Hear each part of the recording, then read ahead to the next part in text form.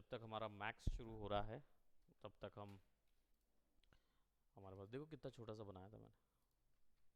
Boom.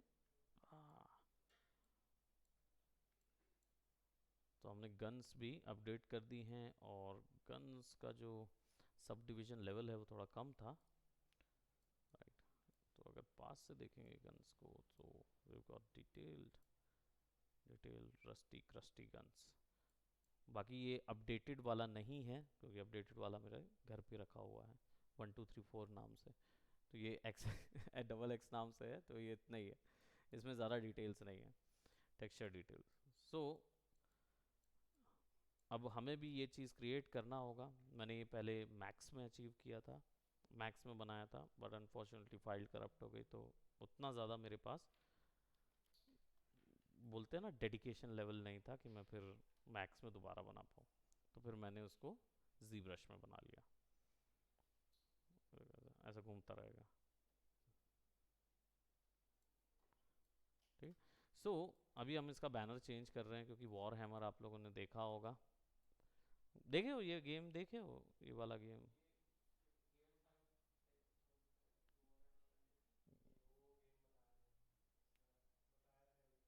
बीच में मैंने देखा, आपने देखे, आपने भी तो देखे थे वीडियो।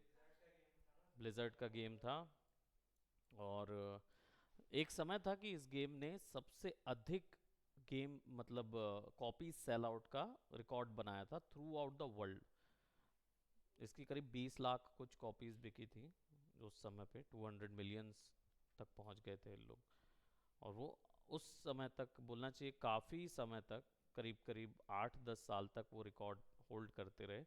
उनका ये रिकॉर्ड फिर एक और गेम ने तोड़ा जो क्या बोलते हैं, एक बार की सेल आउट की बात कर रहे हैं कि जैसे गेम रिलीज हुआ और गेम ने इतने सेल आउट किए तो वो रिकॉर्ड जो है वो बहुत सालों बाद एक और गेम ने तोड़ा था। वो गेम था I think GTA, grand theft auto. उसने तोड़ दिया था वो रिकॉर्ड। वाइस सिटी या उससे पहले का कोई एक वर्जन था, लिबर्टी सिटी वाला था, उसने तोड़ दिया था।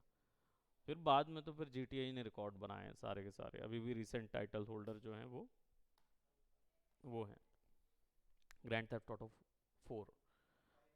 5 बिलियन हो गया ना। प्री ऑर्डर में 5 बिलियन कमाना बहुत बड़ी बात हो जाती है। और फिर बाद में 7 बिलियन और कमाना, मतलब 11-12 बिलियन हो गया ना। तो जिस व्यक्ति ने गेम बनाया वो एक बार में अरबपति हो गया। हालांकि जिस कंपनी से बना था वो वैसे ही अरबपति कंपनी है, तो वो एक अलग। बट ऑल टाइम सबसे ज़्यादा एक आप लोगों के लिए ट्रिक क्वेश्चन है। आ जाइए आ जाइए। Very good, thank you Mayank. So अभी हम इसको बना रहे हैं, ये वाला ऑलमोस्ट कंप्लीटेड है। यहाँ पे हमारा बैनर चेंज हो गया है क्योंकि आप लोग आर्ट स्टाइल, अगर आप लोगों ने गेम खेला होगा ये वाला, तो आपने स्टार क्राफ्ट तो गेम खेला नहीं होगा आई एम श्योर, क्योंकि ये स्टार क्राफ्ट जो है वो थोड़ा सा ओल्ड गेम है ना, तो वो आपके समय पे नहीं होगा। नहीं भाई, सी में आजकल मैं नहीं डाल रहा हूँ, कोई भी चीज़ सी में नहीं डालेंगे, बिल्कुल नहीं। रीज़न ये SSD बहुत भर देता है, वो कोई मतलब नहीं है। हाँ स्लो हो जाता है। अभी मैं अपना सिस्टम से स्टीम डिलीट कर रहा हूँ इसी कारण से। सब कुछ डी में जाएगा। ठीक है, तो मैक्स को ओके करेंगे।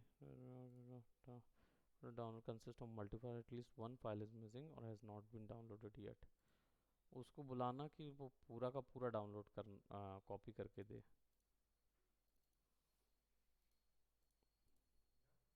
हाँ उसको बोलो जरा। और DLL फाइल पूरी चीज़ कॉपी नहीं किया होगा, एक्सट्रैक्ट करके जो फाइल्स रहती है ना उनको नहीं किया होगा।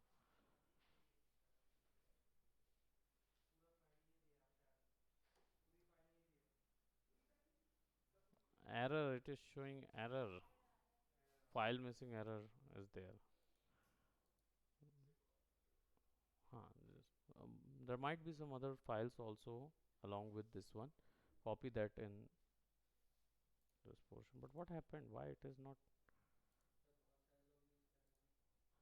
नहीं तो आई एम नॉट सेइंग कि वो डाउनलोड से कोई लेना देना नहीं ना उसका। उसका लेना देना होना चाहिए इनके पेन ड्राइव से।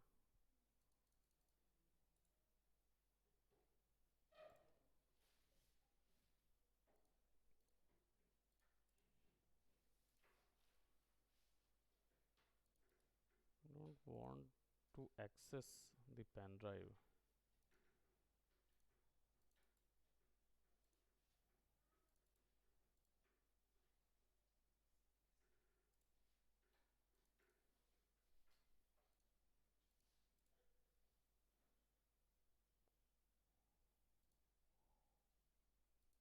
Good.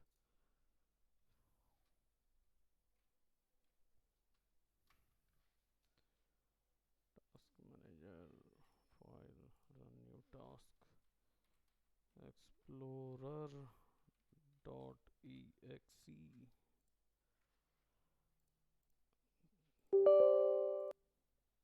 रुक जाओ, चालू हो गया है, let's see.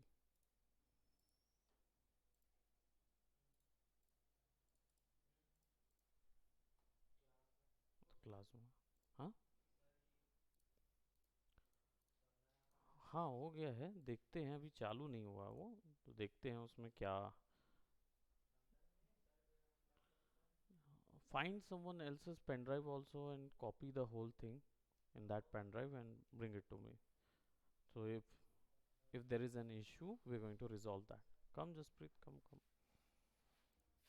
because it is not showing anything. So what happened?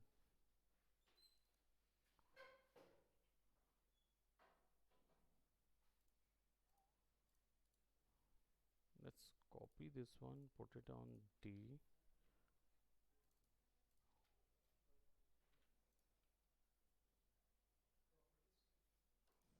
How much? It is. Roshan was saying that it is of 8 GB. And ask Prince.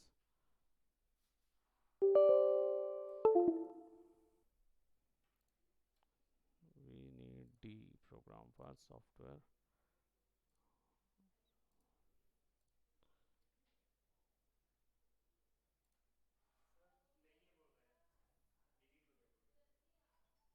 ऐसे कैसे डिलीट हो जाएगा?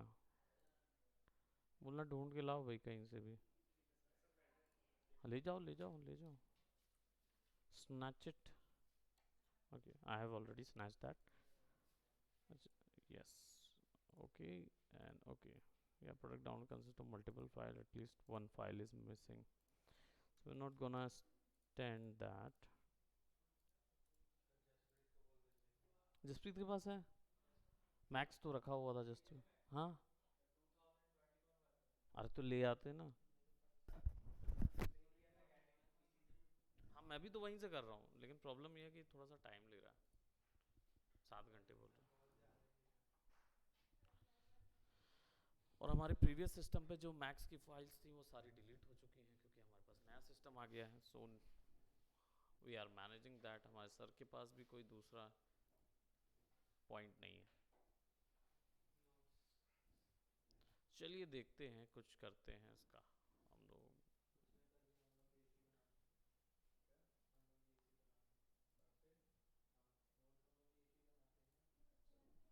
नोट्स बनाने पड़ते हैं, ध्यान रखना रिकॉर्डिंग फाइंड आउट करके कि मैक्स कहाँ पे है।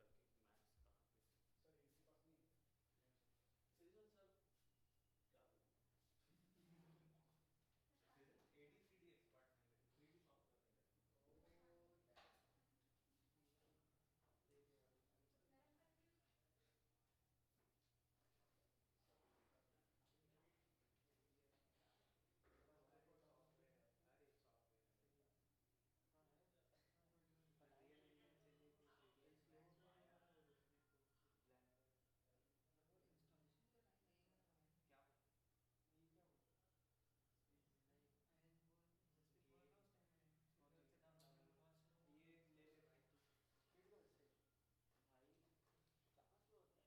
TDS Max will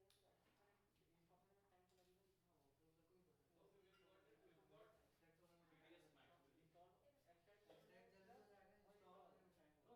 we've got 3ds, you have 3ds though we've got that, we've got 8 GB file now, let's see he's doing that। तो उसमें क्या है? अच्छा, लॉर्ड ऑफ द रिंग्स कौन सी वाली? पूरी? अरे नया वाला देखना, पुरानी देखे ना, पूरी 9 पार्ट देख लिए ना? अरे मतलब 9 घंटे का कंटेंट देख चुके हो ना बस। 3 पिक्चर कहाँ थे? लेकिन हॉबिट उससे कनेक्टेड है, आप ऐसा नहीं कर सकते। आप जब तक लॉर्ड ऑफ द रिंग्स नहीं देखे होंगे, Lord of the rings complete होने के बाद हॉबिट, डेसोलेशन ऑफ स्मॉग, 5 आर्मीज, है ना, फिर ये आता है। कनेक्टेड है, वो उसी का है, और बट बहुत डिटेल्ड है और बहुत अच्छा है। मतलब Hobbit is far better in comparison to Lord of the Rings. क्योंकि लॉर्ड ऑफ द रिंग्स तो बना रहे थे ना, हॉबिट तो बना मतलब पूरी तरीके से उन्होंने चेंज कर दिया। तो आप फ्रोडो के जो ग्रैंडफादर हैं उनको डील कुछ अलग तरीके से आप करेंगे ना।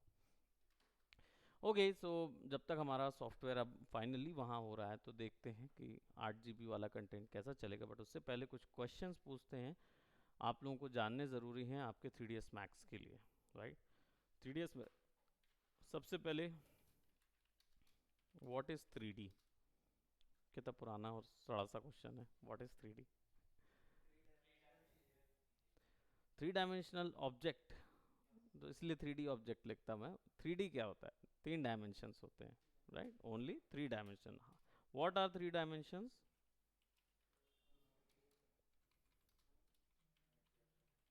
What are they basically? You are saying 3 dimensions, so what are they? What? Sorry, my friend, that is not dimensions.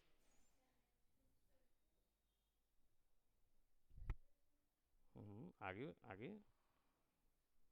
Yes yes, गर्म पानी। Hmm, correct. 2D consist of 2 dimensions. कौन कौन से थे? हाइट और लेंथ और ब्रेड्थ बोलते थे ना, जो सबसे पुरानी ज्योमेट्री में बोला जाता था, लेंथ और ब्रेड्थ 2 डायमेंशंस होते थे।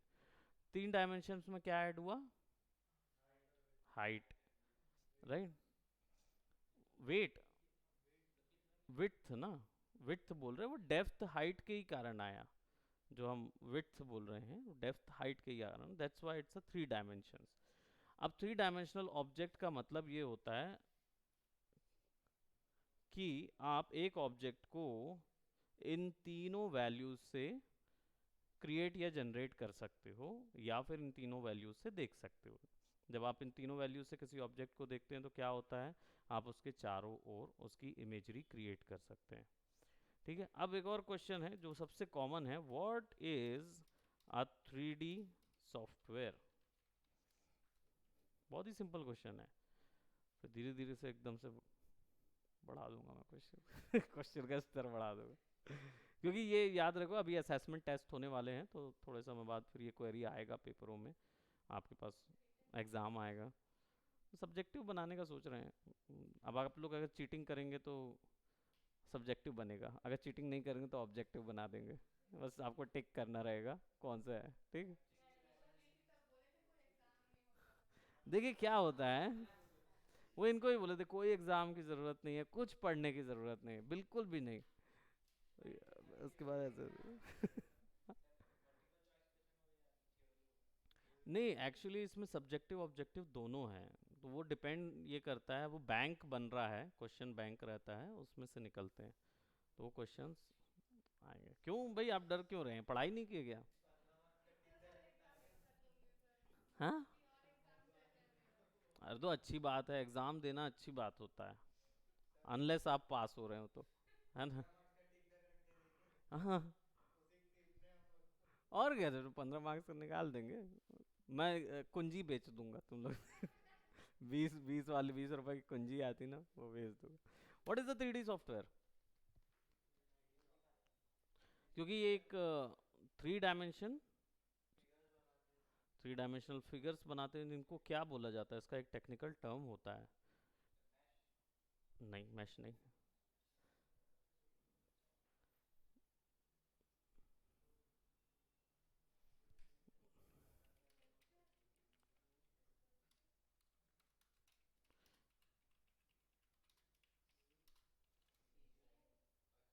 What is CGI? Imagery. Right, computer generated imageries वो क्रिएट करता है 3D सॉफ्टवेयर। ठीक है, सीजीआई इमेजेस जनरेट करने के लिए होता है, क्योंकि 3D ऑब्जेक्ट का एक्चुअल में कोई अस्तित्व नहीं होता है ना। अगर एग्जिस्टेंस की बात करें तो सॉफ्टवेयर जो होता है वो वहाँ अंदर पे आपको ज़रूर 3D दिखाएगा, लेकिन रेंडर जब निकालोगे तो वो 2D में कन्वर्ट होके ही निकलता है बाहर। उसको 3D, अभी रन टाइम 3D में देखने के लिए आपके पास कोई ऐसी टेक्नोलॉजी नहीं आई है कि आप किसी मूवी को 3D में देखते हैं। अब ये नहीं बोलना कि वो चश्मा लगा के मैं 3D देख लेता हूँ, वो नहीं बोलना, वो स्टीरियोस्कोपी है, वो अलग है। और वो भी नहीं बोलना कि वो फास्ट एंड फ्यूरियस का 3D वाला देखा है, उसमें आफ्टर इफेक्ट में ना इमेज को थोड़ा सा 3D बना के आगे किया हुआ है, उसमें कोई 3D नहीं है। 360 डिग्री जो वीआर है वो है, लेकिन वो अभी मेन स्ट्रीम नहीं हुआ है, वो टेक्नोलॉजी मेन स्ट्रीम नहीं हुई है। तो अभी फिलहाल जो है वो सीजीआई इसलिए बोला जाता है उसको कि कंप्यूटर जनरेटेड इमेजरीज होती हैं, ऐसी इमेजेस जो कि कंप्यूटर द्वारा जनरेट की जाती है। ये 3 डायमेंशनल भी होती हैं, बट जनरली आपके हाथ में जब आप इसको वर्किंग के लिए यूज़ करते हैं, 3D एनिमेटेड मूवीज़ में यूज़ करते हैं, तो वो क्या होती हैं, वो एक्चुअल में 2D बन जाती हैं। ठीक है, ये चीज़ याद रखें। अब ये चीज़ कौन करता है, ये एक सॉफ्टवेयर करता है। 3D सॉफ्टवेयर के अंदर आप 3D ऑब्जेक्ट बनाते हैं, लेकिन ये सॉफ्टवेयर ही रिस्पॉन्सिबल होता है उस 3D को आपके लिए 2D में पोर्ट्रे करने के लिए। कौन सा सॉफ्टवेयर होता है वो, कौन सा? अरे इलस्ट्रेटर में क्यों डालोगे भाई, वो तो जी ब्रश था। कहाँ निकालने वाला? हाँ, रेंडर करने के लिए रेंडरर सॉफ्टवेयर होता है। रेंडर का मतलब क्या होता है?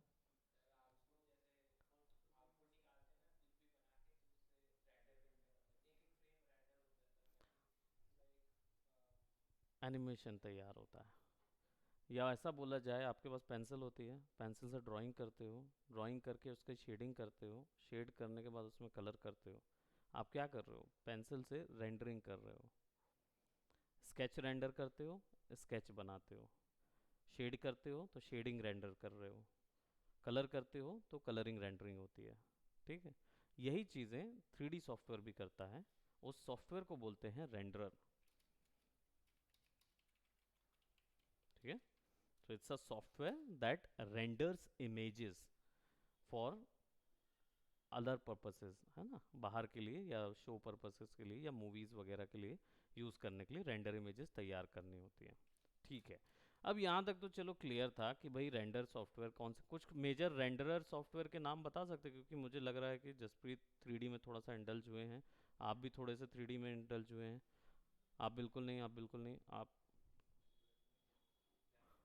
ब्लेंडर, मैं रेंडरर सॉफ्टवेयर की बात कर रहा हूँ, आप तो सॉफ्टवेयर ही चेंज कर दे रहे हैं। रेंडरर की बात हो रही है, रेंडरर एक सॉफ्टवेयर होता है बेसिकली जो कन्वर्ट करता है 3D ज्योमेट्री को इमेज फॉर्मेट में आपके दिए हुए डायरेक्शंस के द्वारा। ठीक है, उससे ही इमेज बाहर आती है, अदरवाइज 3D के अंदर गोल गोल घुमा के आप उसको बेच नहीं सकते। आप जब उसको बाहर निकालोगे किसी एक फाइनल प्रोडक्ट के लिए तो आपको रेंडर करके निकालना होगा। वो सारी कैलकुलेशन एक रेंडरर सॉफ्टवेयर करता है। जो अभी के या प्रीवियस रेंडरर सॉफ्टवेयर आप लोगों ने सुने हैं उनके नाम, क्योंकि आप लोग टेक्निकल से काफ़ी बिलोंग करते हैं, ज़रूर सुना होगा आप लोगों ने, लेकिन आप सोच नहीं पा रहे हैं अभी उसको। आप लोगों ने वीरे का नाम सुना है? किसने सुना है वीरे का? हम्म, वीरे का नाम आपने सुना है?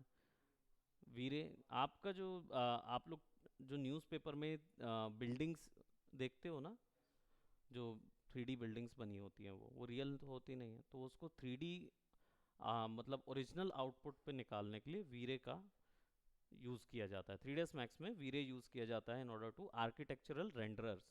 तो जितना भी आर्किटेक्चर का जितना भी रेंडरिंग सिस्टम होता है वो सब वीरे करता है, बट वीरे जो है वो एक बहुत मैसिव रेंडर सॉफ्टवेयर है जो कि मूवीज़ वगैरह में भी यूज़ किया जाता था पहले। ठीक है, तो एक एग्जांपल हुआ वीरे। बाकी जब वीरे ही नहीं पता है तो फिर बाकी तो नहीं पता होगा बिल्कुल। ब्लू रे बस हमें ब्लू रे तक पता था, हम वी रे तक नहीं गए। चलो इसका एक हाँ, एक्सरे भी पता है, राइट। एक्सरे भी क्या है, रेंडर तो ये है, रियल वर्ल्ड का रेंडर है भाई, वो आपके ट्रांसपेरेंसी रेंडर करता है। ठीक है, खैर उसको छोड़ो, अभी बस सिंपल एक फैक्ट बताता हूँ कि पहले मेंटल रे नाम का एक रेंडर होता था, जिसमें आपकी Lord of the rings movie जो है वो रेंडर की गई है। ठीक है, जिसमें गॉबलिन था, शुरुआत वाला जो फेलोशिप ऑफ द रिंग, और टू टावर्स तक आपका 3ds मैक्स ही रिस्पॉन्सिबल है उस पूरे सीजीआई ग्राफिक्स के लिए। ठीक है, और उसमें जो गॉबलिन यूज़ हुआ है, गॉबलिन क्या नहीं, गॉलम, गॉलम यूज़ जो हुआ है वो एक्चुअल में आपका मैक्स के अंदर हैंड एनिमेशन से तैयार किया गया है, और उसकी जो रेंडरिंग है वो आपकी मेंटल रे रेंडर है। सो मेंटल रे रेंडर, टेक्निकलिटीज़ याद रखो, क्योंकि आपको नेक्स्ट टाइम जब भी कभी कोई गेम देखते हो या कुछ भी देखते हो तो उसमें लिखा रहता है ना, पावर्ड बाय फलाना engine, powered by this, powered, that means उसने ये सॉफ्टवेयर रेंडरिंग के लिए यूज़ किया है। ठीक है, तो इससे पता चलता है कि नए नए रेंडर कौन से चल रहे हैं अभी।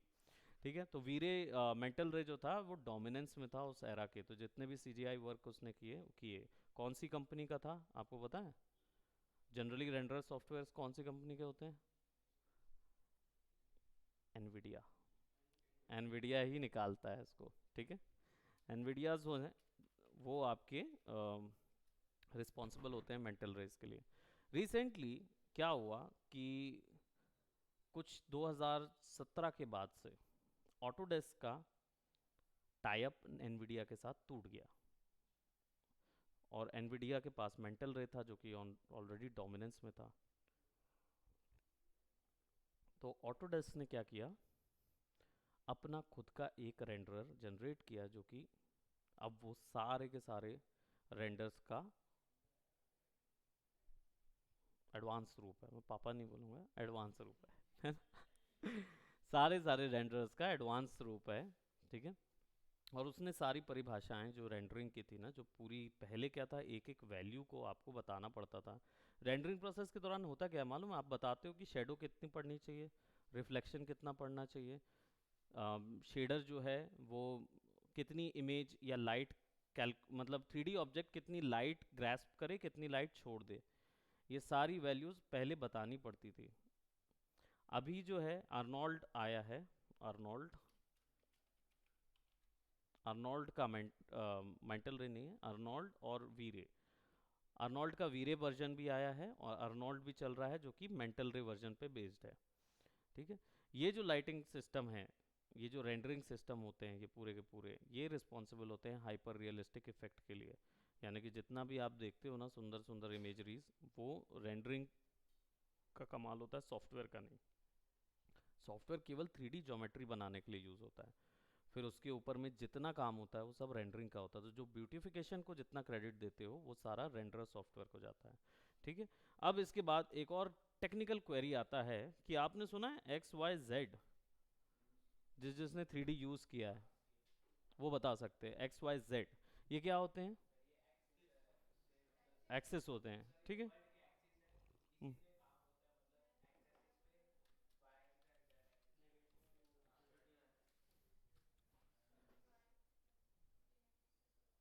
करेक्ट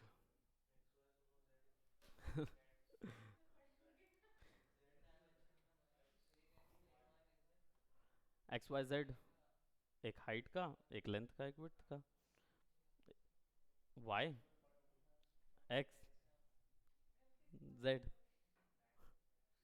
है ना, XYZ एक्सेस, ये तीन एक्सेस होते हैं, राइट। और बेसिकली अब 3D ज्योमेट्री जब बनती है, ठीक है, ये एक्सेस होते हैं, बट एक्सेस क्या होते हैं ये आपको नहीं पता होगा, या आइडिया है? हम्म, इनका यूज़ क्या होता है ये बताइए।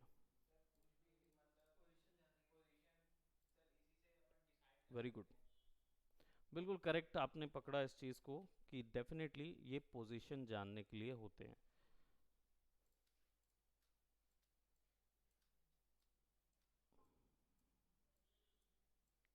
हाँ, this will be y, this will be x, and this will be z, right, x y z, right, ये तीन एक्सेस हुआ करते थे। नाउ आप डेफिनेटली ये कोऑर्डिनेट्स जानने के लिए 3D वर्ल्ड में, 3D सॉफ्टवेयर के अंदर 3D वर्ल्ड में आपको इसको कोऑर्डिनेट्स जानने के लिए यूज़ किया जाता है, एक्स वाई जेड।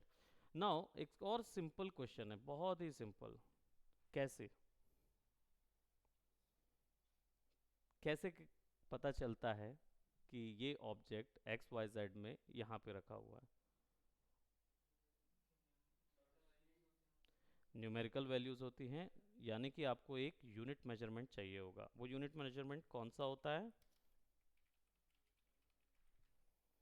3D के अंदर एक यूनिट मेजरमेंट होता है जिससे पता चलता है कि कोऑर्डिनेट ऑब्जेक्ट कहाँ पे रखा हुआ है। एक्स, हाँ, नहीं, इसका एक यूनिट होता है। वही वैल्यू कौन सी यूनिट में काउंट होती है ना? 3D का एक यूनिट वैल्यू होता है। सोचिए क्या वैल्यू होती है, न्यूमेरिकल वैल्यूज होंगी तभी तो पता चलेगा। लेकिन उस वैल्यूज का टाइप क्या होता है? पिक्सल्स नहीं होंगे, क्योंकि पिक्सल 2D होता है। पिक्सल 2D होता है तो पिक्सल्स नहीं कहला सकते हो। 3D, 3 डायमेंशनल यूनिट कौन सा होता है?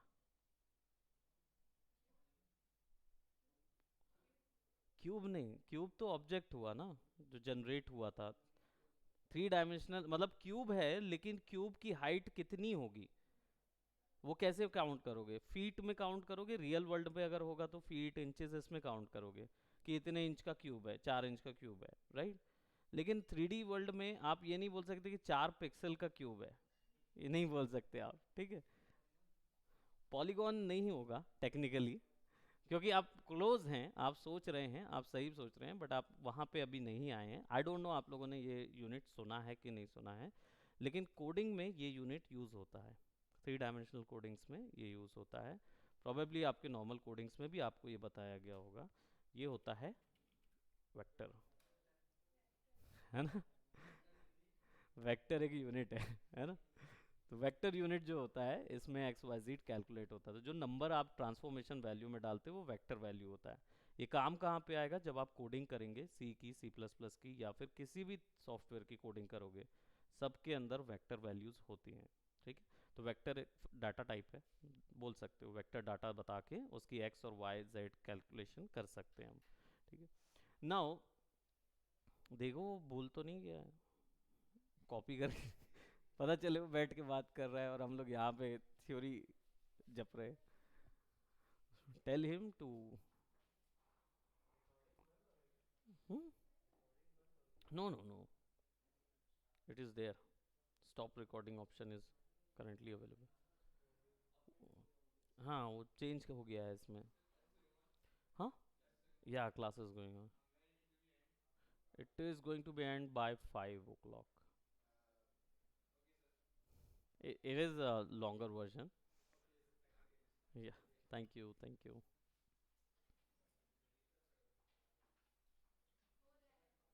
कितना टाइम बचा हुआ है? मतलब थोड़ा सा और कितना होता है? वेक्टर होता है, वेक्टर वेक्टर 5 ऐसा मालूम है, ठीक है? Vector x, vector y, vector जी।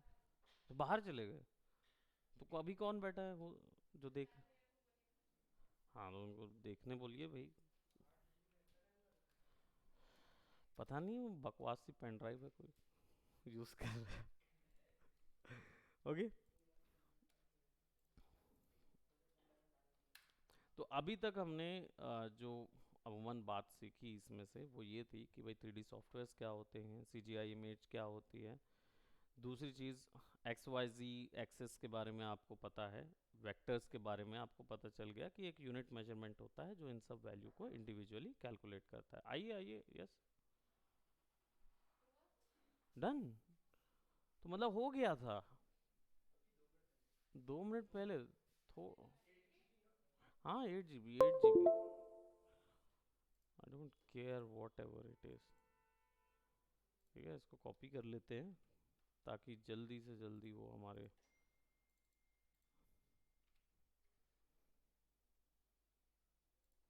कितना टाइम लेगा?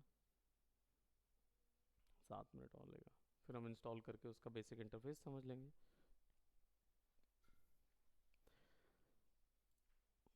अब एक चीज़ और समझते हैं, क्योंकि सॉफ्टवेयर में ये चीज़ें जानने की बहुत ज़्यादा ज़रूरत होती है।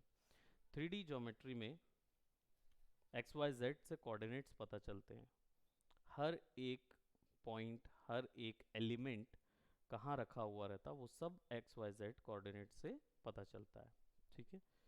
सो ये ज्योमेट्री बनती किससे है?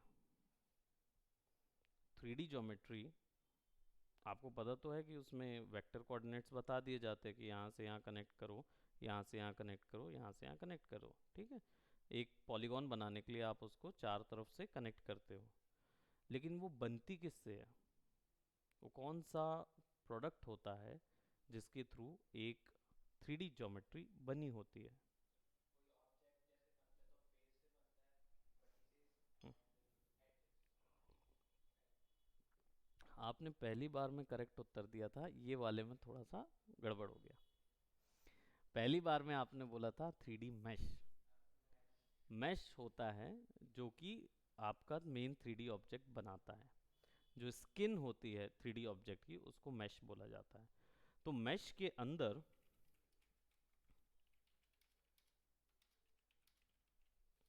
राइट, ये स्किन होती है एक तरीके की।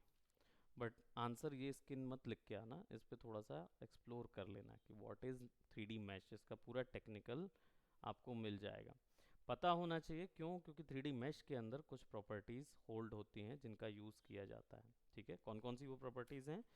पहली प्रॉपर्टी है, इसके अंदर वर्टिसेस होती हैं या वर्टेक्स होती हैं, है ना? ये दो चीज़ होती है। इसका मतलब क्या होता है? इसी का यूज़ करके आप प्रोडक्ट को मॉडिफाई करते हैं। ठीक है। आप उसके पॉइंट्स चेंज करके उसको मॉडिफाई कर सकते हैं, उसका शेप मॉडिफिकेशन वहीं से आता है। दूसरा, एजेस। ऑब्वियस सी बात है, दो पॉइंट हैं, उनके बीच में लाइन क्रिएट होगी तो एज बनेगा, राइट। ठीक है। और तीसरा, फेसेस स्लैश पॉलीगॉन्स। ये तीन प्रॉपर्टीज एक 3D मैश होल्ड करता है। इसके साथ एक और प्रॉपर्टी होल्ड करता है। कौन सी है? सोच सकते हो। मैं तुमसे इसलिए पूछ रहा हूँ क्योंकि तुम पहले previously 3ds max, sorry, blender कर चुके हो, तो तुम बता सकते हो अगर तुमने उस चीज़ को एक्सप्लोर किया है तो। नहीं किया होगा तो डेफिनेटली तीन चीज़ें एक्सप्लोर की हैं, ओके।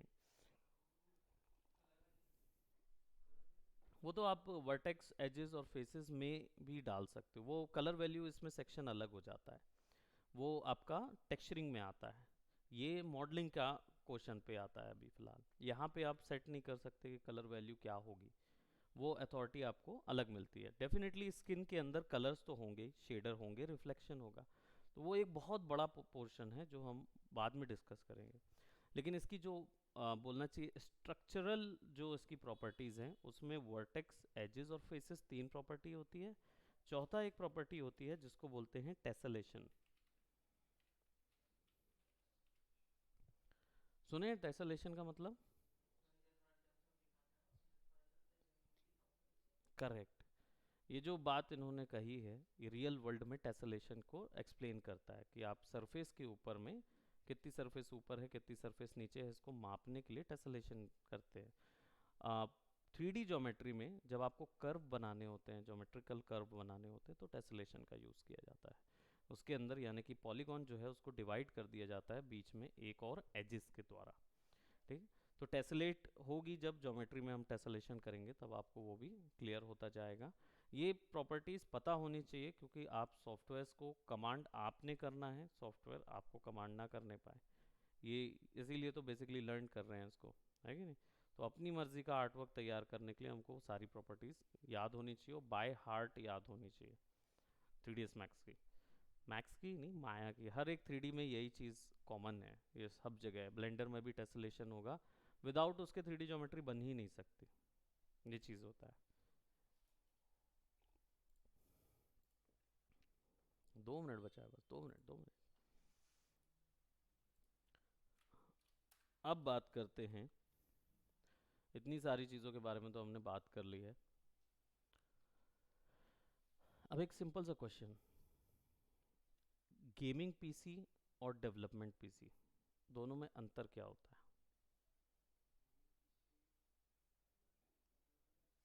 डेवलपमेंट पीसी यानी हम गेम बना रहे हैं, लेट्स जस्ट से एक गेम बना रहे हैं, 3D गेम बना रहे हैं, ठीक है? तो आप कौन सा कंप्यूटर चूज करेंगे, लेना चूज करेंगे गेम बनाने के लिए? डेवलपमेंट पीसी यूज करेंगे। तो ऐसा क्या अंतर होता है डेवलपमेंट पीसी और गेमिंग में?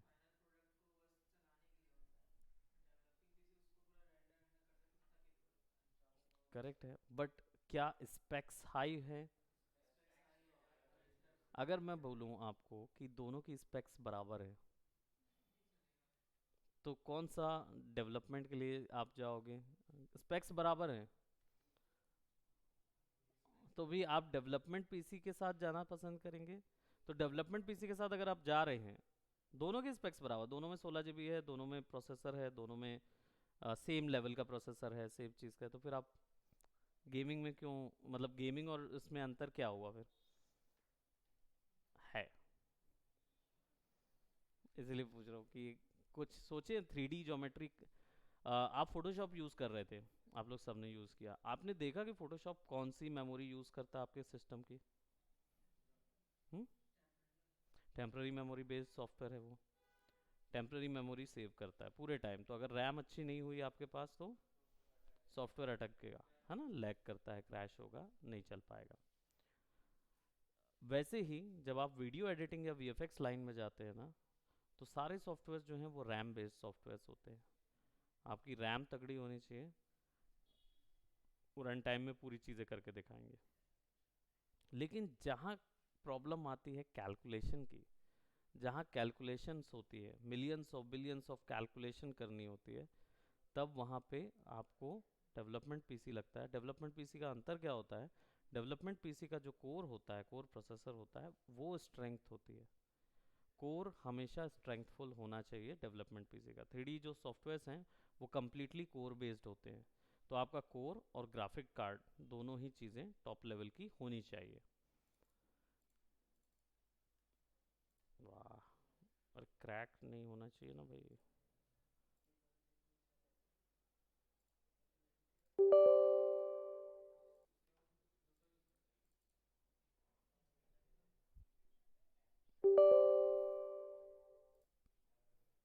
वाह, ऑटोडेस्क। आज इंस्टॉलेशन डायरेक्टरी आज नहीं है एक्चुअली वत्सल, अल्टरनेट है। बाकी कुछ लाए हो कुछ? लाओ मुझे दिखाओ।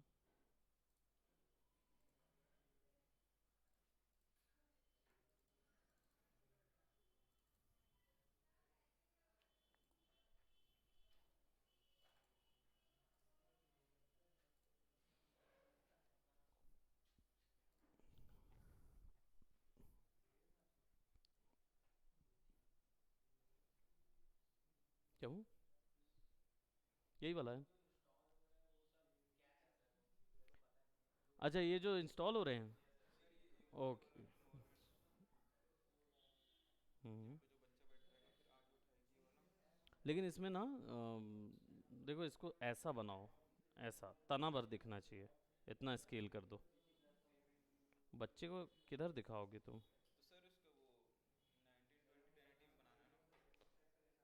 1920 1080 पे क्यों भाई? ठीक है, उसमें ही बनाओ। मेरे को बस ये बताओ कि बच्चा इतना छोटा सा यहाँ बैठाओगे तो कैसे चलेगा? बच्चे पे फोकस करना है ना, मीडियम शॉट, क्लोजअप शॉट लो ना बच्चे का। उसको बोलो रूपम को क्लोजअप बच्चे का मीडियम शॉट ले। नहीं नहीं नहीं, हाँ तो ठीक है ना, बच्चा बैठा के दे दो, जूम कर लेगा उसको। जूम ही करना पड़ेगा उसको, जूम करके बनाएगा। ओके, सो कुछ होगा तो बताते जाओ, है ना? सो ये कौन कौन सी चीज़ें इंस्टॉल हो रही हैं बेसिकली? कुंडी, इसका भी मीडियम शॉट लेना है ना? ठीक है, ऐसे करके ले लेना, और थोड़ा सा इसको जूम कर लेना, ठीक है। अच्छा बना है, करेक्ट बना है। वेलकम। ओके, सो ऑटोडेस्क में ये जो एक्स्ट्रा चीज़ें ऐड ऑन हो रही हैं, सॉफ्टवेयर तो इंस्टॉल हो रहा है, उसके साथ रिविट जो है, इंटरपो ऑपरेबिलिटी, ये रिविट एक रेंडरिंग सॉफ्टवेयर है, अलग से एक रेंडर सॉफ्टवेयर आता है। सब्सटेंस पेंटर टेक्सचरिंग का सॉफ्टवेयर है, आप लोगों को सिखाया जाएगा सबको, है ना, सबके पास रहेगा सब्सटेंस पेंटर। ये 3D ज्योमेट्री को डायरेक्ट पेंट करने के लिए यूज़ होता है, जैसे जीवरश में आपने देखा वैसे ही। इन्वेंटर जो है ये भी एक अलग एक्स्ट्रा प्लगइन है जो कि मटेरियल लाइब्रेरी देती है। ठीक है, मटेरियल लाइब्रेरी आती है। मटेरियल क्या होते हैं, शेडर वगैरह के लिए यूज़ होते हैं, टेक्सचरिंग के लिए यूज़ होगा, कलरिंग वगैरह इन सब चीज़ों की वैल्यूज़ के लिए। सिविल व्यू आपको सिविल जो आर्किटेक्चरल वर्क है ना उसके हैंडल्स प्रोवाइड करता है। और ऑटोडेस्क मटेरियल लाइब्रेरी, अलग से ऑटोडेस्क की प्रीसेट मटेरियल लाइब्रेरी मिली है साथ में, इस पैकेज में है इंक्लूडेड।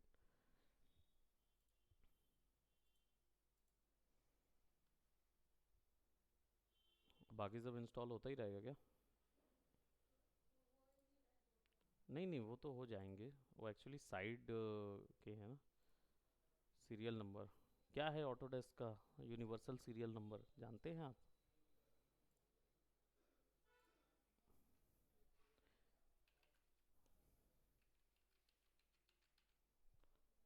शुरुआत से चलता आ रहा है, जब से ऑटोडेस्क क्रैक कर रहे हैं ना लोग, 667 98989898, ये शुरुआत से चलता आ रहा है हमेशा। हाँ, क्रैक हो गया था वो। यहाँ पे डायरेक्ट ये दिख रहा था, इसको भी कॉपी कर देंगे तो भी हो जाएगा। इसमें ये वाला जो वर्जन है, इसको क्लोज कर देते हैं, इसको भी क्लोज, ये वाले वर्जन में डायरेक्ट क्रैक दिया हुआ है। तो हम क्या करेंगे, इसको डायरेक्ट क्रैक कर लेंगे। एक्चुअली इसमें और भी वर्जन्स हैं जिसमें, मेरे पास क्या एक्सफोर्स का कीजेन था, तो वो पुराना वाला तरीका होता है ना, उससे होता है। तो हम इसको यहाँ से जाएंगे, ओपन फाइल लोकेशन, हाँ फाइल लोकेशन, और यहीं पे इसको पेस्ट कर देते हैं, रिप्लेस द फाइल। ठीक है, और अब देखते हैं यहाँ से शुरू करके। वैसे ये एक्स्ट्रा एड ऑन रखने की ज़रूरत नहीं होती है, आप चाहो तो कैंसिल कर सकते हो उसको, बट वो करेगा ही, वो डिलीट है तो क्या करोगे। ठीक है, तो उसको लेट इट भी होने देते हैं। फिनिश।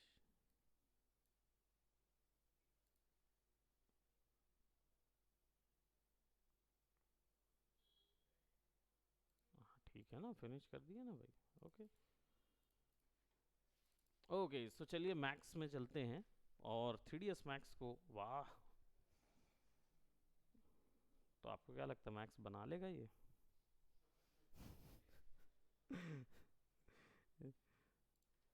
एक्चुअली में वो डायनेमिक क्वेश्चन है, लिक्विड फ्लूइड वगैरह से बना हुआ है, वो मैश से नहीं बना हुआ है ना। पार्टिकल इफेक्ट होता है वो अलग से बनता है, तो जब पार्टिकल इफेक्ट से बना हुआ है, जो आपको तो याद है पार्टिकल इफेक्ट्स हम लोग पढ़े थे। हाँ, तो मैं ही तो पढ़ाऊंगा, और कौन पढ़ाएगा। है ना, इसीलिए याद रहेगा पार्टिकल इफेक्ट्स, क्योंकि मैंने पढ़ाया था आपको अर्ली। ऑल राइट, सो अब इसके व्यू पोर्ट, इसका GUI थोड़ा सा करते हैं, थोड़ी सी एक छोटी सी प्रैक्टिस करेंगे, है ना। जिनका ऑलरेडी हो गया है वो सॉफ्टवेयर के साथ फैमिलियर होंगे, जितना भी आप लोग हो सकते हो उतना हो जाइएगा, क्योंकि फिर जब मैं मॉडलिंग पे जाऊंगा तो फिर हम मॉडल्स बनाने पे चले जाएंगे, तो फिर तब फिर वो पुराना वाला बेसिक सिस्टम नहीं यूज़ करेंगे, फिर मॉडलिंग की टेक्निक्स अप्लाई करेंगे। एक चीज़ ध्यान रखना, हम लोग पूरे इस पूरे क्लास सेशन पे, अब हम लोग 6 महीने के लिए बुक हैं, समझ गए, 6 महीने पढ़ना है ये सॉफ्टवेयर, 3ds मैक्स पढ़ना है 6 महीने। नो, पूरी मोनोटोनी मिलेगी, नो आपको एनी अदर वेरिएशन सॉफ्टवेयर कुछ नहीं मिलेगा, केवल 3ds max, Photoshop, 3ds max, Photoshop, बस यही कूदते रहेंगे। आप आफ्टर इफेक्ट्स इसको कवर अप करके फिर आफ्टर इफेक्ट्स में जाओगे ना।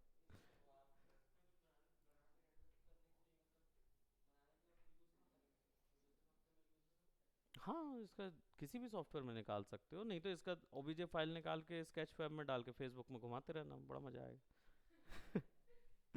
ठीक है, चलो देखते हैं इंटरफेस क्या है और कैसे इस सॉफ्टवेयर पे वर्क करना शुरू करते हैं। सबसे पहला क्वेरी आपने देखा होगा, आपने ऑलरेडी 3ds Max ओपन भी किया हुआ है, आपको 4 पैनल नज़र आ रहे होंगे। ठीक है, बट फिर भी मैं इनकी पहले एक प्रॉपर्टीज़ पैनलाइजिंग कर दूं, फिर इनकी खासियत और कॉन्स एंड प्रोज के बारे में हम बात करेंगे। ठीक है, सबसे पहली चीज़ यहाँ पे आपको एक मेन्यू बार मिलता है।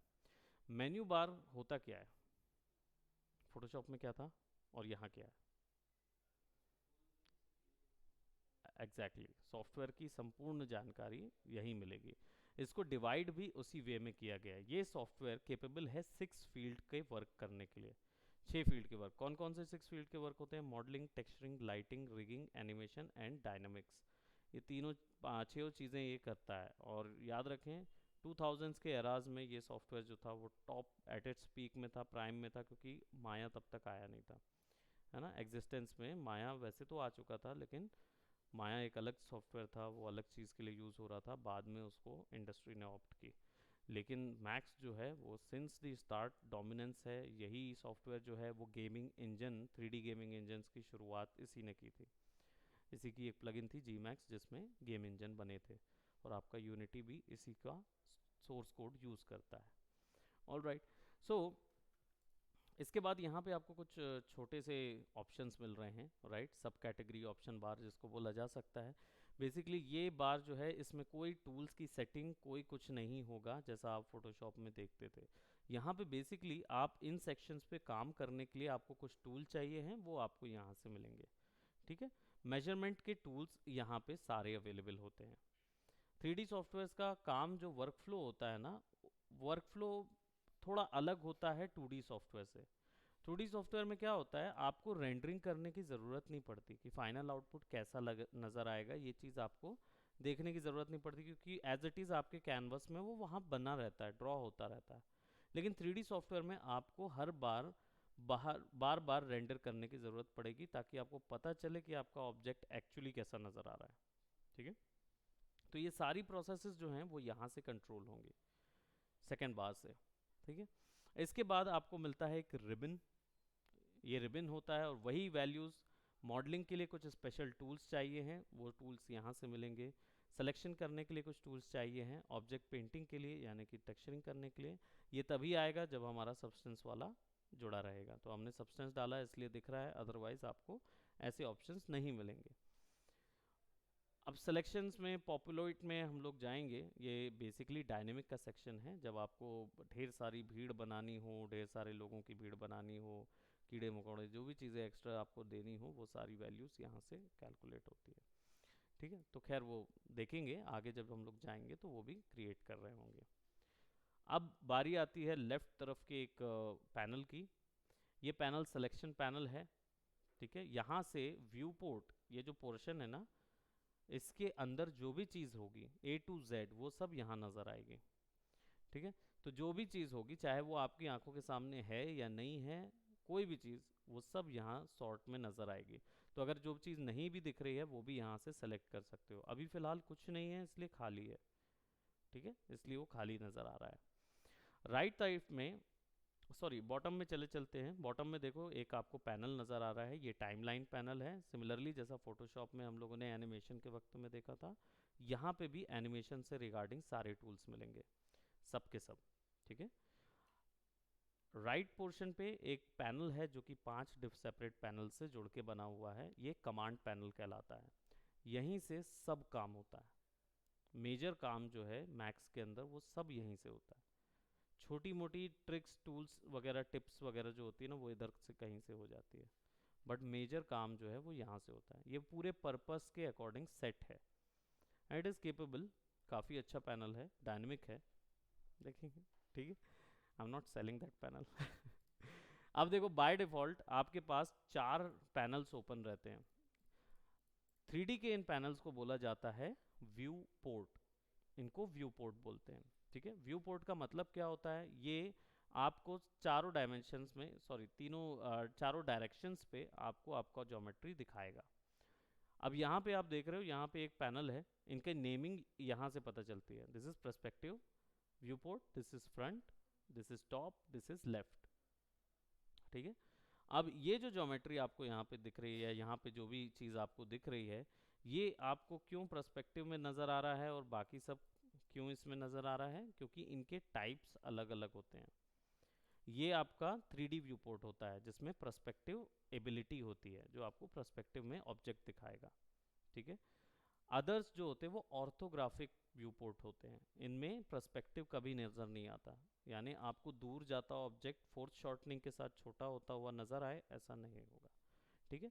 तो इसमें सारा कुछ ऑर्थोग्राफिक होता है। आइसोमेट्री ड्रॉ किया है ना 45 डिग्री वाला, वो वो ऑर्थोग्राफिक व्यू होता है, उसमें आपको कभी इमेज स्क्यू होती हुई नज़र नहीं आती, ठीक है। अब इसके साथ वर्क करने के लिए ऑल्ट डब्ल्यू एक शॉर्टकट होता है, जिससे आप इसको व्यू पोर्ट को बड़ा करते हैं, छोटा करते हैं, ठीक है। Alt W, alt plus W, हाँ, इसको जाओगे alt W, alt W, alt W, ठीक है। ऑल्ट डब्ल्यू से बड़ा छोटा होगा ये। अब इसके बाद zoom in zoom out, mouse का कर्सर, सॉरी माउस का जो व्हील है उसको आगे पीछे करोगे, जूम इन जूम आउट होगा। ऑल्ट दबा के मिडिल माउस बटन दबाओगे तो ऑर्बिट होगा, व्यू पोर्ट को ऑर्बिट करोगे, ठीक है। ज्योमेट्री ये होगी, ऑल्ट दबा के मिडिल माउस बटन दबाओगे ऑर्बिट होगा, और केवल मिडिल माउस बटन दबा के विदाउट एनी कीबोर्ड शॉर्टकट आप पैनिंग कर रहे होगे, ठीक है। अब ज्योमेट्री यहाँ क्रिएट करने के लिए आपको क्या चीज़ लगेगी, तो आपको लगेंगे ये कमांड पैनल्स, ठीक है।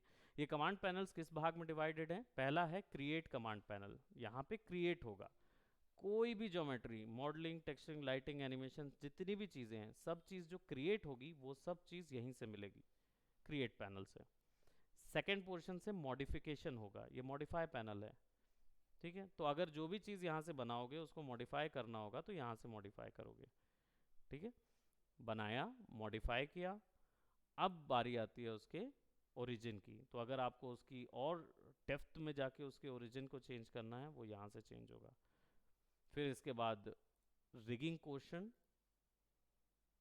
रिगिंग क्वेश्चन चालू होगा, यानी आप पपेटिंग वगैरह करोगे तब आप यहाँ से करते हो।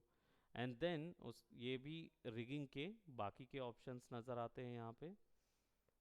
एंड फाइनली अगर आप कुछ डायनेमिक उसके साथ इफेक्ट करना चाहते हो या डायनेमिक प्रॉपर्टीज ऑप्ट करना चाहते हो, ये पूरा टेक्निकल से रिलेटेड है, इसका कोई भी आर्टिस्टिक ओरिजिन नहीं है, ये कोई ब्यूटिफिकेशन वाले इफेक्ट नहीं है, ये केवल वैल्यूज़ को फ्रीज करने के लिए, वैल्यूज़ को क्या बोलते हैं किसी एक वर्ल्ड से दूसरे वर्ल्ड में ट्रांसफ़र करने के लिए यूज़ होते हैं ये सारे। प्लस इसमें एक्सजेन भी मिलेगा, एक्स फॉर्म भी मिलेगा, जिससे आप हेयर फर वगैरह चीज़ें भी क्रिएट करते हैं, ठीक है। सो ये पैनल्स में अब क्रिएट करने के लिए हमारे पास देखो क्या है, तो यहाँ पे पाँच छः टाइप के जो मैंने ऑप्शन बताए थे, मॉडलिंग, टेक्सचरिंग वगैरह, वो सब यहाँ हैं।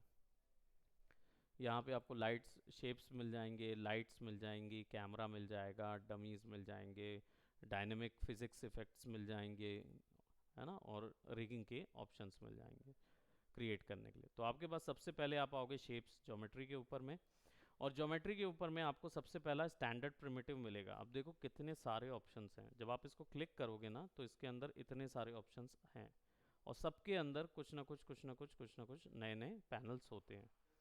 जा रहे हैं बाबा, ठीक है। सो यहाँ पे आपके पास क्या है, सेपरेट प्रिमिटिव शेप्स हैं, आप बॉक्स पे क्लिक कीजिए। बॉक्स जो है वो आपको क्या बोलते हैं बनाना पड़ेगा, पर ये प्रॉपर्टी आप चेंज भी कर सकते हो कि यहाँ क्लिक करो और वहाँ बन जाए, ये भी आप कर सकते हो, वो आपके प्रेफरेंसेस में चेंज हो सकता है। बट बनाने का तरीका ये है, नॉर्मल तरीका, आप बॉक्स पे क्लिक कीजिए, आपको यहाँ पे बताएगा कि आप क्या क्रिएट कर रहे हैं, क्यूब क्रिएट करना है या बॉक्स क्रिएट करना है। क्यूब और बॉक्स में सिंपल अंतर है, क्यूब जो होगा चारों तरफ से सिमिलर होगा, और बॉक्स जो है वो रेक्टेंगल भी हो सकता है ना। तो यूनिफॉर्म क्रिएट करना है, क्लिक एंड ड्रैग, तो 3D ज्योमेट्री क्रिएट हो जाएगी। और अगर अब नॉन यूनिफॉर्म क्रिएट करना है तो click and drag and geometry you can create. तो क्यूब मेथड से करेंगे या बॉक्स मेथड से, दैट इज़ योर चॉइस। ये एक 3D ज्योमेट्री है, ठीक है। और एक और चीज़ बता दूं, जब हम क्रिएट करने वाले होते हैं तो यहाँ पे हमारे पास कुछ वैल्यू नज़र आती है, ठीक है, ये एक्चुअल में सब डिवीजन वैल्यूज होती हैं, length segment, width segment, height segment. अब ये होती क्या है, क्या होती हैं जसप्रीत? सब डिविजन्स क्या होते हैं? व्हाट आर सब डिविजन्स?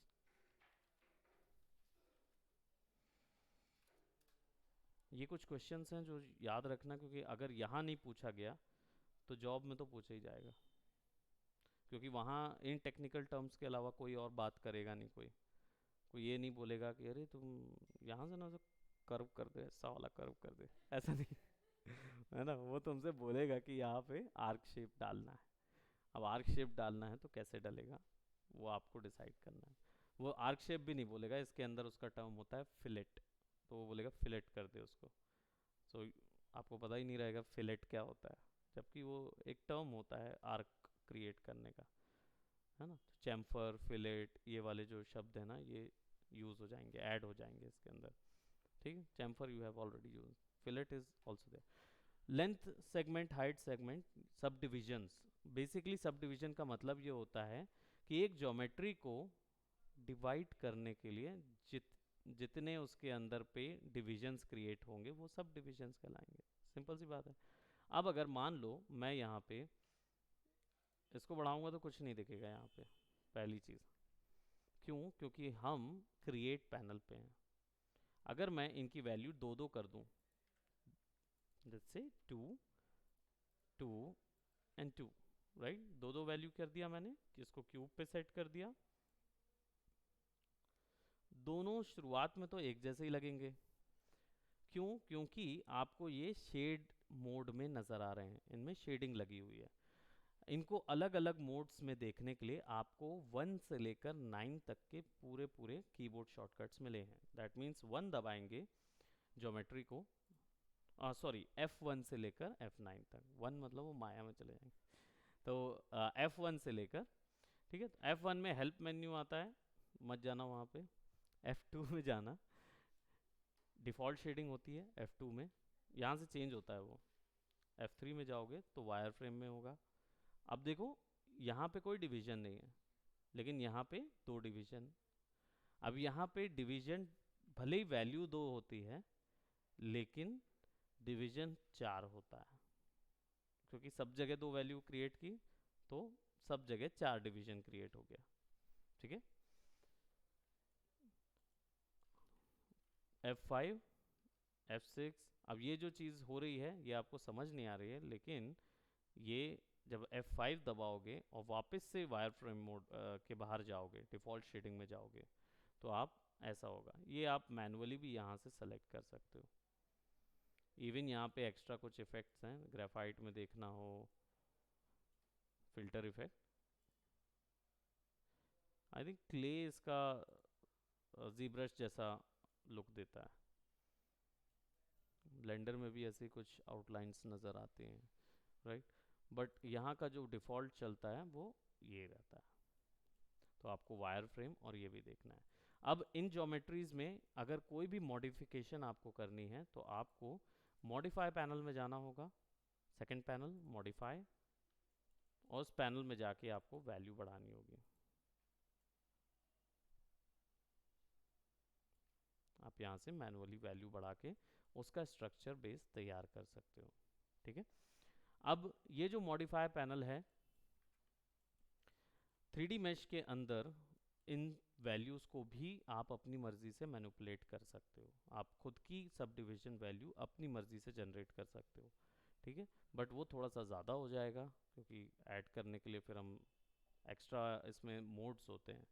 आपने एज लूप टूल यूज़ किया हुआ है ना, तो एज लूप यूज़ करते हो। वैसे ही यहाँ पे पॉली एज में कन्वर्ट करना पड़ता है इसको, पॉली ऑब्जेक्ट में। तो खैर वो उसके बजाय हमें एक और चीज़ सीखने की ज़रूरत है, वो है 3ds Max की उन 3 प्रॉपर्टीज़ के बारे में जो हर 3D सॉफ्टवेयर में सिमिलर है। WER शॉर्टकट है उसका, ब्लेंडर में चेंज है इसका शॉर्टकट, कुछ और है। मूव के लिए M है ना उसमें, जी ग्रैब करने के लिए G है, रोटेशन के लिए R है, और जो वर्ड है उसी के हिसाब से उसका इनिशियल तय है ब्लेंडर के अंदर। ये ऑटोडेस्क का स्टैंडर्ड है कि जितने भी 3D सॉफ्टवेयर आते हैं, जैसे आपका सिनेमा 4D हो गया, माया हो गया, मैक्स हो गया, या और कितने भी 3D व्यू पोर्ट हो, चाहे न्यूक का हो, फ्यूजन का 360, जो 3D व्यू पोर्ट होते हैं उन, या एलिमेंट 3D जो आफ्टर इफेक्ट में लगता है, इन सब का WER सिमिलर है। ये की शॉर्टकट सबका सेम है। तो W जो होता है ये आपको एक प्रॉपर्टी देता है। फोटोशॉप में ट्रांसफॉर्मेशन गिज्मो देखे थे ना, फोटोशॉप में ट्रांसफॉर्म प्रॉपर्टी देखे हो, क्या होती है, क्या क्या तीन तीन चीजें देती हैं वो फोटोशॉप की वो। हम्म,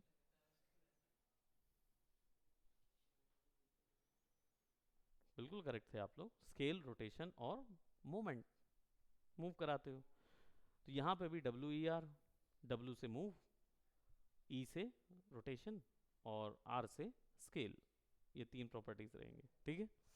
अब W में इसमें भी अंतर है क्योंकि 3 डायमेंशनल है, वेक्टर सॉफ्टवेयर है भाई, वेक्टर वैल्यूज तो यूज करेगा। इसमें इसको यूज करने का तरीका ये होता है, आपको यहाँ पे ट्रांसफॉर्मेशन गिज्मो मिलता है, इसको गिज्मो बोलते हैं। अब एक डायरेक्शन, एक एक्सिस में इसको मूव कराने के लिए आपको वैल्यू का ये तो पता है ना, ऑल्ट दबा के, ध्यान रखना ऑल्ट दबा के मिडिल माउस बटन मूव कराने के लिए यूज होता है। अब मान लो अगर मैं ऐसा चला गया ना कभी ऐसा, तो वापस से आने के लिए Z शॉर्टकट होता है, अगर ज्योमेट्री आपने सेलेक्ट की है तो। किसी भी ज्योमेट्री पे फोकस करने के लिए Z दबाना होता है, तो वो फोकस कर लेगा। लेकिन मान लो अगर ऐसा चले गया ना, ये ऐसा कुछ चले गए और ढूंढने से समझ नहीं आ रहा कि कहाँ पे है, तो यहाँ पे ना एक छोटा सा होम बटन होता है, इस पर क्लिक कर दोगे ना तो वापस से वो ग्रिड पे लाके छोड़ देगा, ठीक है, ये चीज़ ध्यान रखें। नाउ एक सिंपल सा पोर्शन, ये जो ट्रांसफॉर्मेशन गिज्मो है इसके बीच में आपको ये छोटे से ऐसे सिलेक्शन पैनल मिलेंगे, ठीक है ना। ये क्या करेंगे, ये उसी डायरेक्शन पे मूव कराएंगे, यानी कि ये Z+Y है, ये Z+X है और ये X+Y है, ठीक है।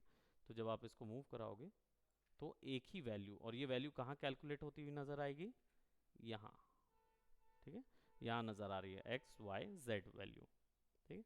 तो कहाँ पे भी आप अगर मूव करा रहे हैं उस डायरेक्शन की वैल्यूज बढ़ती या घटती हुई नजर आती रहेंगी, और सेंटर से अगर मूव कराओगे तो तीनों वैल्यूज एक साथ हटेंगी, ठीक है। तो दैट मीन्स इंडिविजुअल वैल्यूज के लिए एरो एक्सेस, मल्टीपल वैल्यूज के लिए कॉर्नर, और यूनिफॉर्म यानी तीनों की वैल्यूज के साथ करना है तो फिर सेंटर से मूव कराओगे, ये है। ई, रोटेशन, राइट, रोटेशन के लिए। अब रोटेशन जो होता है वो एक 2 डायमेंशनल वैल्यू होती है, तीनों डायरेक्शन पे उसको अगर मूव कराना है तो आपको क्या बोलते हैं, एक नॉर्मल रोटेशन गिज्मो से नहीं होगा। जैसे कि ये नॉर्मल रोटेशन गिज्मो है, ये क्या कर रहा है, ये 2D में इसको रोटेट कर रहा है, जैसा आप फोटोशॉप में रोटेट करते हो, ठीक है। 3D में रोटेट करने के लिए सर्कुलर ऑब्जेक्ट मिलता है। इस ऑब्जेक्ट को देखे हो कभी रियल वर्ल्ड में, रियल वर्ल्ड में एग्जिस्ट करता है ये। नहीं, ग्लोब नहीं। कंपास देखे हो आपने, कंपास देखा हुआ है। कंपास क्या होता है, 2D ऑब्जेक्ट है। कंपास को अगर आप ऐसा नीचे रख दोगे या ऊपर रख दोगे ना तो वो गलत डायरेक्शन दिखाने लगता है, करेक्ट है। इसलिए इसको नाव वगैरह में यूज़ किया जाता है कंपास को, लेकिन प्लेन में इसका यूज़ नहीं कर सकते। तो प्लेन का कंपास को क्या बोलते हैं,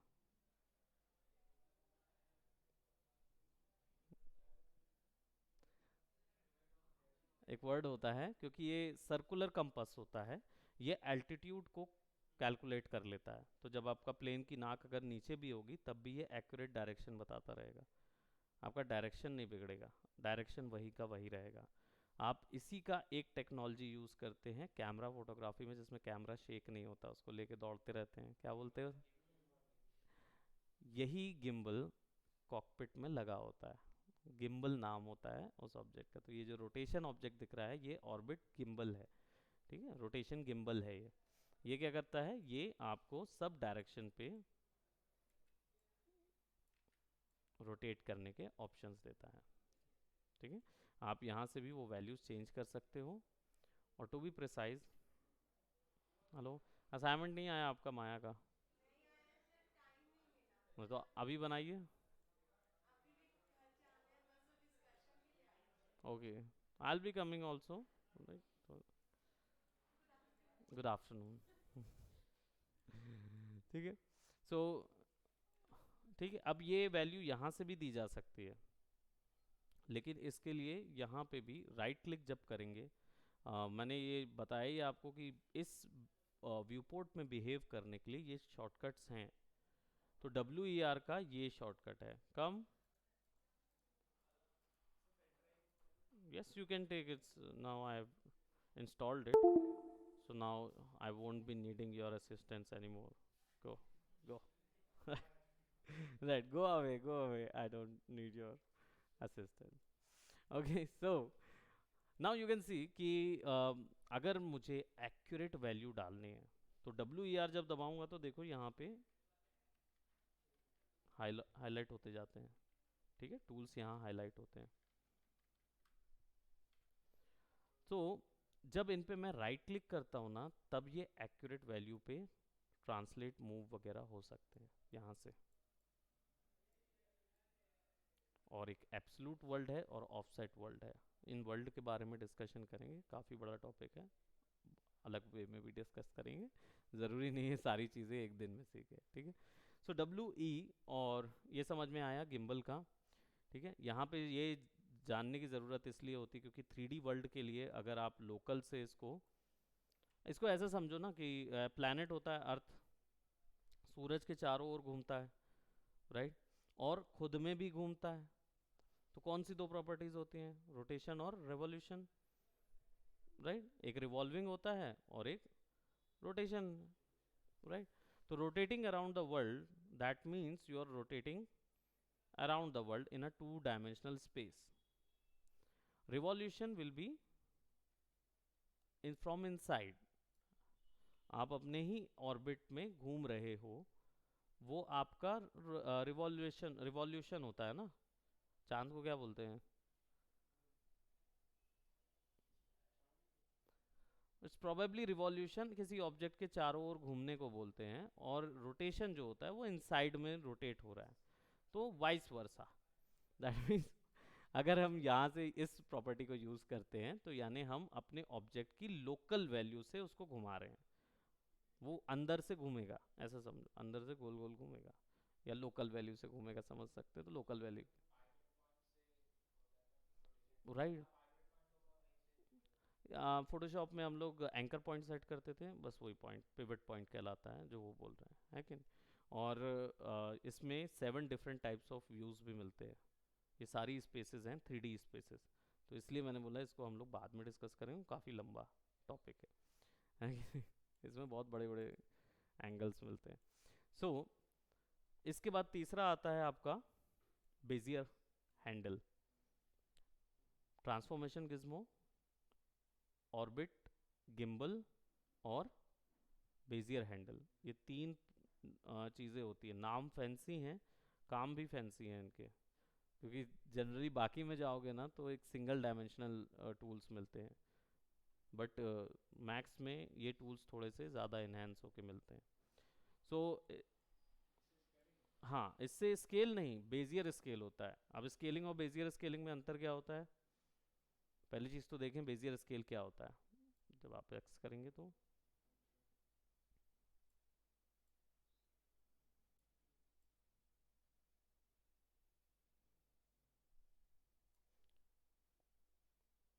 एक डायरेक्शन पे, यानी जेड और एक्स डायरेक्शन पे, जेड वाई डायरेक्शन पे, वाई एक्स डायरेक्शन पे, और या यूनिफॉर्म, ओवरऑल सब डायरेक्शंस पे ये स्केल हो सकता है। तो बेजियर स्केल और नॉर्मल स्केल में अंतर क्या था? बेजियर स्केल का मतलब होता है जब आप एक जगह से उसको खींचते हैं तो दूसरी तरफ इक्वली अमाउंट में खिंचता है। जो आप पॉइंट टूल यूज़ करते हो वेक्टर पे, तो आपको 2 हैंडल मिलते हैं बेजियर के, एक को नीचे करते हो तो दूसरा उसमें रिलेटिव में ऊपर हो जाता है ना? सेम चीज़ यहाँ पे भी होती है। जब आप एक तरफ से खींचते हो तो दूसरी तरफ भी इक्वल अमाउंट ऑफ वैल्यू चली जाती है। ये वैल्यू को बेजियर वैल्यू बोलते हैं। ठीक है, नॉर्मल स्केल में क्या होता है, आप एक ही डायरेक्शन को आगे पीछे मूव करा सकते हो। ठीक है, वो भी ऑप्शंस इसके अंदर होते हैं, बट डायरेक्ट नहीं मिलते। तो एक प्रैक्टिस आपको मैं दे रहा हूँ, डिलीट करेंगे ज्योमेट्रीज को। कीबोर्ड शॉर्टकट डिलीट है कीबोर्ड से। हाँ, सब जगह डिलीट ही होता है। डिलीट के लिए डिलीट ही, कोडिंग कोडिंग प्रोग्रामर टेंशन नहीं लेते। एक्स भी वो उधर होता है ना ब्लेंडर में।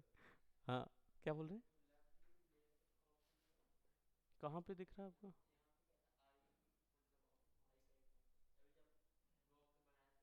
ये वाला जो बोल रहे? अच्छा, जब बॉक्स मैंने बनाया था, राइट, ये वाला। हाँ, ये सिलेक्शन के वक्त में ये पोर्शन होता है विजिबिलिटी का, जब इसको हाइड और अनहाइड करना हो उसके लिए रहता है। ये होगा लॉक करने का ऑब्जेक्ट को। इसको क्लिक कर दोगे तो ऑब्जेक्ट लॉक हो जाएगा, है ना। लेकिन यहाँ से ना फिर भी मूव करा सकते हो, फिर भी मूव करा देते हो वो कंप्लीट लॉक नहीं होता वो सिलेक्शन लॉक हो जाता है कि अगर आपने अलग कर दिया और फिर इसको मूव करा रहे हो ना, तो अब व्यू पोर्ट में नहीं होगा, लेकिन आप यहाँ से सेलेक्ट करोगे तो मूव हो जाएगा। ठीक है, फ्रोजन ऑब्जेक्ट को, इसको भी सेटिंग्स को चेंज किया जा सकता है। अभी फिलहाल आप एक प्रैक्टिस करेंगे, इसके फ्रोजन ऑफ कर देता हूँ, सिंपल। ये प्रैक्टिस आपको, टॉप व्यू पे गया हूँ ना मैं। उप्स, इसका ना बॉक्स सेट करते हैं।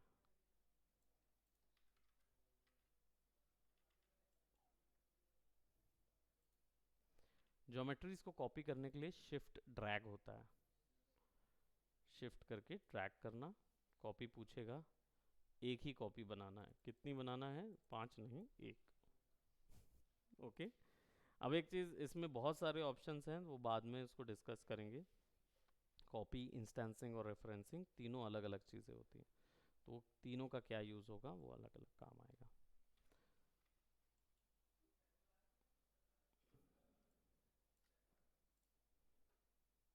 रोटेशन पे right click, I don't know, probably Z direction पे 90 डिग्री।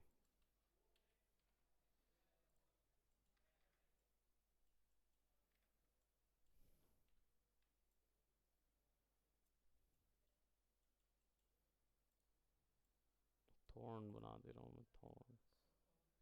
हाँ, सोफा बना रहा हूँ हाँ, मैं सोफा ही बना रहा था। यहाँ पे स्टैंडर्ड ऑप्शंस मिलते हैं, तो स्फेयर हो गया।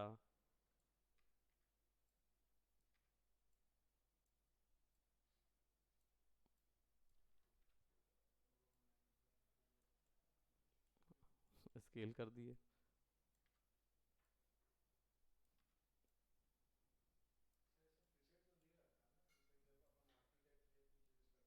हाँ हाँ,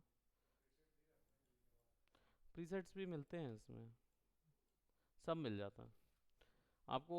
इससे ज़्यादा अगर और ऑप्शंस आपको चाहिए हैं, यानी शेप्स चाहिए हैं, जैसे यहाँ पे आपको इस तरीके के शेप भी मिल जाएंगे, सिलेंडर। इसलिए आप लोग को आई थिंक सर्कल, सिलेंडर और क्या बोलते हैं, कौन सा चीज़ था, box, cube. Circle, cylinder and cube, ये तीन शेप्स का वॉल्यूम पता अच्छे से होना चाहिए, तब एक अच्छी मॉडलिंग कर सकते हैं। अगर इनका आपको वॉल्यूम नहीं पता है तो गड़बड़ हो जाएगी। क्योंकि ठीक है, ये ऑब्जेक्ट बनाना शुरुआत में आसान हो जाता है, लेकिन जब आप उसमें जाओगे ना, क्या बोलते, ऑर्गेनिक में, ऑर्गेनिक में प्रॉब्लम होगा।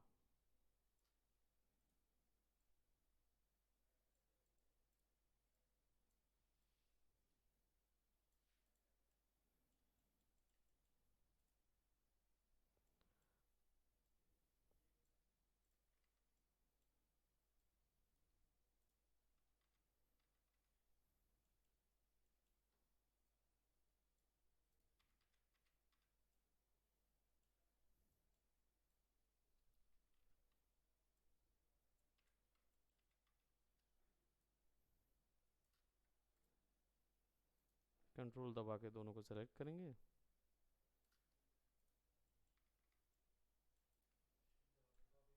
हाँ, शिफ्ट दबा के कॉपी कर देंगे। एप सिंपल है कि नहीं? अब यही चीज़ फिलहाल आपको करनी है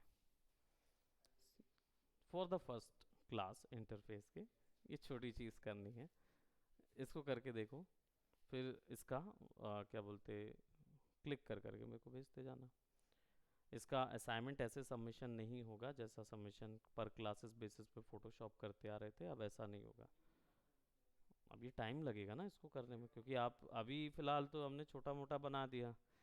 जब हम मॉडलिंग में जाएंगे, कार बनाएंगे, मॉन्स्टर बनाएंगे, कैरेक्टर बनाएंगे, तो आपको एक सिटिंग तो में नहीं होता है। जनरली प्रोफेशनल आर्टिस्ट एक बार में 8 घंटे की सिटिंग में एक कैरेक्टर बना लेते हैं, ह्यूमन कैरेक्टर।